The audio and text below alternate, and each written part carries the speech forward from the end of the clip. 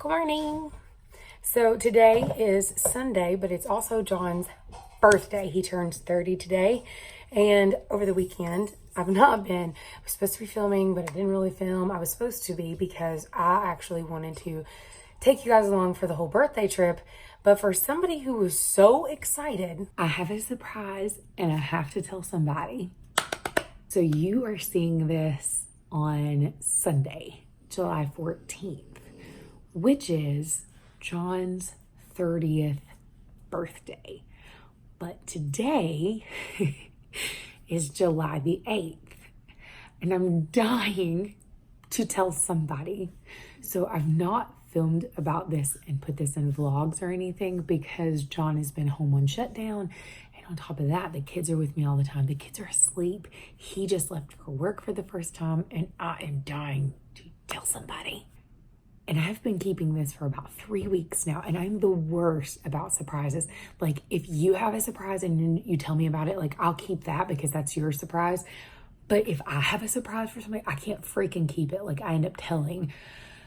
I've bought my mom stuff for Mother's Day as a gift and a surprise, like in February, and I'll leave the store, and by the time I'm pulling out of the parking lot, I've already called her to tell her what it is. Like, I'm the worst. I am having John a surprise birthday party. He's not one for surprises. You cannot surprise the man because he always somehow figures it out. And if he even like catches the possibility of a whim that you're up to something, like he will Chinese water torture you until you tell him what it is. So I've been so freaking secretive. He has no clue. Like, he's totally clueless. Today is Sunday, so I'm going to throw the party on Saturday. He's got people from his job coming. Like, he's totally clueless about this. And I was like, I have to come up with a story of how and why I need to be gone on Saturday, and how and why I need to be at the church, and why when he shows up, there's going to be a bunch of cars. John is pretty observant, but I don't think he's going to be so observant that he's going to look and notice cars that he recognizes. I highly doubt that, because even the cars that he might pay attention to are family. And so this was the story that I made up. His cousin Ashley has a photography business, and I told him that she is doing a photography course, and she has asked me if I would help her cook for these women, all these people that are coming to take the photography class. So he thinks that I'm going over there and spending the afternoon cooking and getting it ready and set up for her photography lesson. So when he pulls up and there's a tons of cars, he's not even going to be looking to be suspicious. He has no clue. And the reason that he thinks he needs to pull up is because I told him I will need help moving all those tables, and that I would do all the cooking and stuff like that for her. But when I called him, if he could, him and the kids just come over long enough to help me pull out tables and chairs, and then he could leave. And then as soon as I would, done, I could come home. He literally is clueless. I'm so excited. I literally hardly filmed anything. Like, this is all I had. Morning. It is Saturday morning. Daddy is gone because I have sent him on a mission to go get a 2-liter Coke. But really, it's so that I could let the kids know what we're doing. Olivia is staying with Daddy. The older girls, because Gabrielle's here, they're going with me to go shopping to get the remaining food. Because I started out saying I'm just going to make barbecue chicken sandwiches and chips and Coke. And that's like the end of that. And for those of you who are not in the South, by Coke, I mean like any sort of soda flavor. We call it all Coke. It's all the same. So I was just like, I'm going to go do that. He thinks that I'm going. So I've told you the story that I told him, that, it's for a friend that I'm helping her. So he has no idea. But then somehow like it morphed into me being like, well, maybe I should make like some homemade baked mac and cheese. And then I was like, wait, people like coleslaw and barbecue sandwiches, so I'm going to make coleslaw too. And then I was like, but wait. So I've added about 4 more dishes because, I can't just do anything simple. So he's still not back.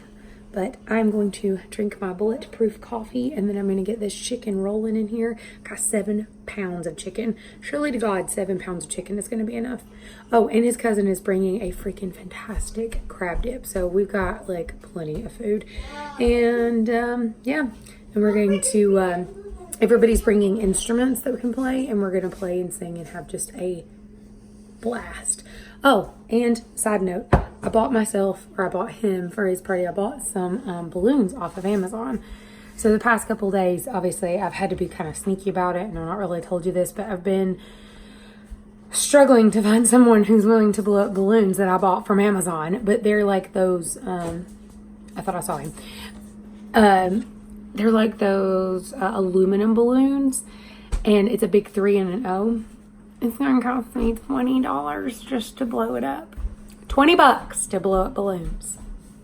I feel like that's not worth it, but it kind of is. So, yeah.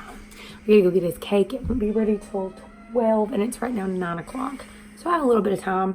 So, cheers. Okay, so now we're going grocery shopping for food. Had to stop and get Mama. Life is not, we can't shop without Mama. So we're gonna go pick up his cake, pick up his food, and then we're gonna go back to the house and then go to church and start decorating. I hope you're gonna take me home where I look like something dead. I didn't put that in the plans, but we can make it happen, I guess. Okay, first stop is Walmart. Can you get out? We have a major issue. Here, I'll fix it. I'll fix it. It's called move the rack. I moved the buggy rack with my thigh. Legs of steel. We got out. All right, let's go. We gotta pick up his cake and all this crap here. Love you, bye. Okay, I'm here at the church by myself. I carried on all this stuff, some of this stuff, put some stuff in the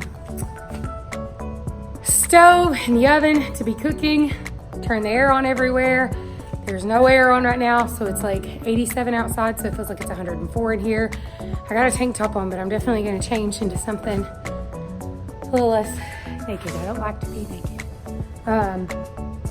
Yeah, and now comes the joy of putting everything together, but I will tell you one thing. The second I pulled up, it started raining. Freaking raining! So I carried it all in the rain. And I'm trying hard not to cry, but my cake looks like trash. Like, I paid a lot of money for this cake, and it looks absolutely awful. I'm gonna show it to you after I let the kids and Mimi in.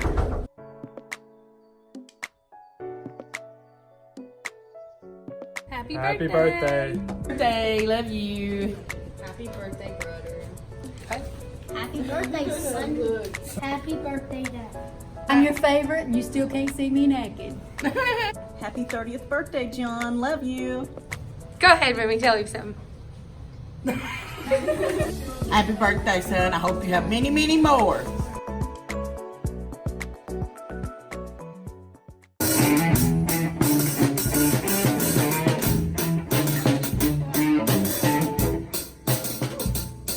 Like I said, the camera wasn't in my hands a lot. I was just enjoying his birthday party, not really worrying too much about filming.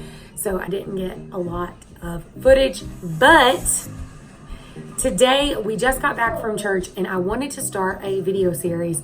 I'm actually going to do this with John, myself, and the kids because we always talk about frugal meals. We always talk about like what I eat in a day, like healthy stuff.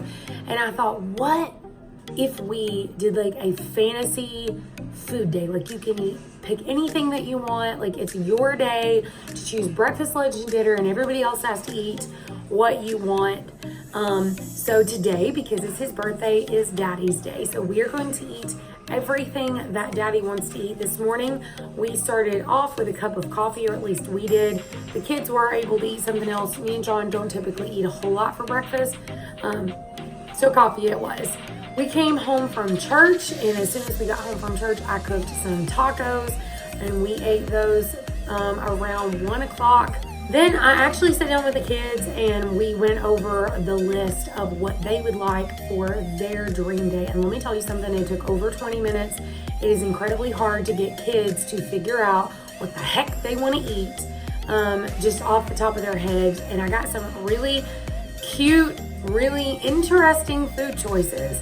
So, and they do understand that if we do happen to eat out, number one, it can't be outrageous because obviously it has to fit in the budget, but also it has to be something that you realize that everybody else in the family has to eat. So they were really considerate with their options and their choices. I also get a day, and my day is going to be probably really different than theirs. So you'll have to stay tuned, but for today, this is Daddy's day of eating, and like I said, the first thing we had was tacos, and then I'll cook dinner in a little bit, and it's his birthday dinner, it's what he wanted, and so that's what we're gonna do. So let's get to that. So for our last meal, we ended up making these cheesy potatoes that John loves, along with steak. I actually was planning to make brownies with hot fudge and cookie dough ice cream, which was what he wanted. But as the night went on, and you know, we've already eaten dinner, he was just like, you know what, just save it, I'm not really wanting it. So that was Daddy's day of his dream food, like everything that he wanted to eat, we all ate the same thing. So make sure you tune in because you never know who goes next.